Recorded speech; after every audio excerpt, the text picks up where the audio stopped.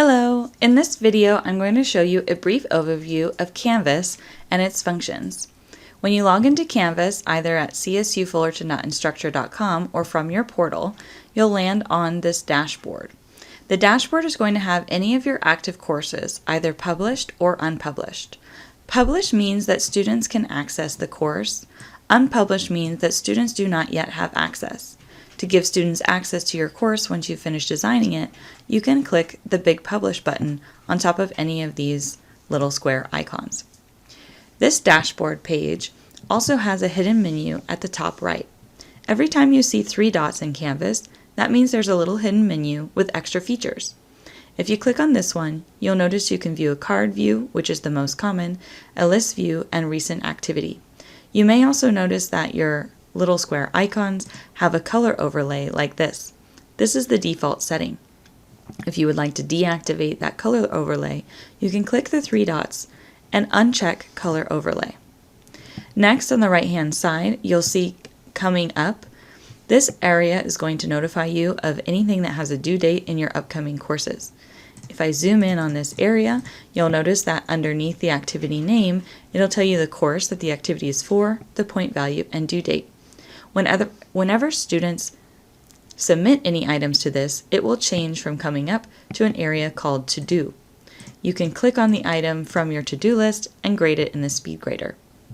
Next, if you need to create a new course or create a shell or sandbox, you may do so clicking the Start a New Course button on the right-hand side. If your screen is smaller, sometimes this button appears at the bottom.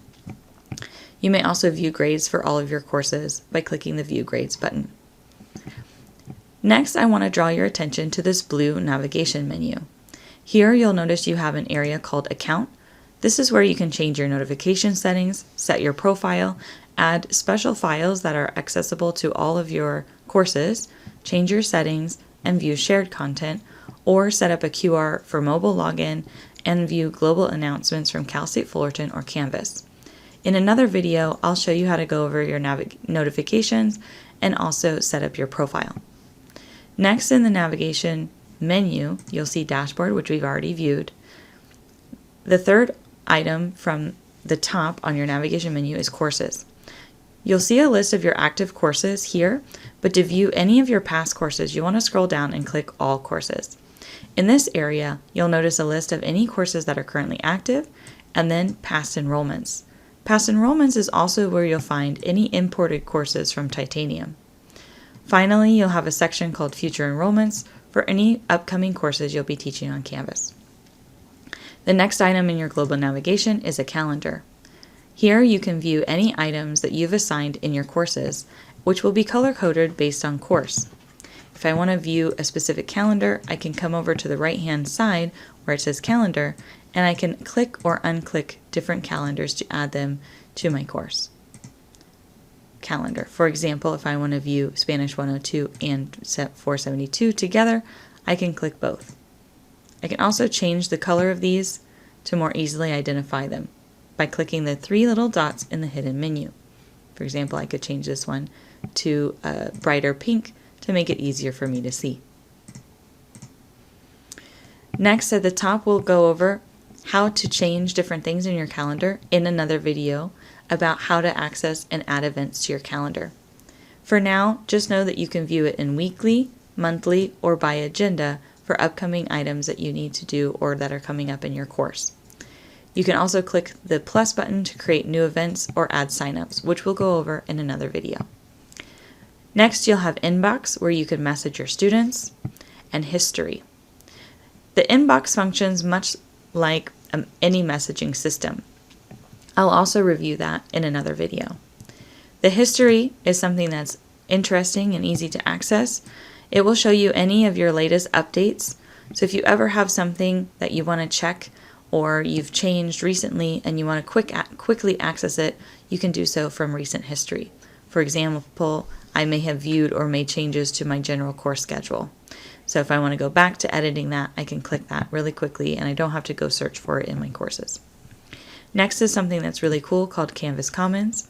You can search this for templates or other items that you may want to use in your courses. For example, there are Canvas support resources for students and a higher education master template that will help you quickly set up a Canvas course. Next, you have Canvas Studio. This is a place where you can upload videos and embed quiz questions. Finally, you'll see Help. You get to see the wait times for Canvas support. You can chat with Canvas support as a student or as faculty. You can contact their hotline, or you can report a problem or a bug that is happening on Canvas.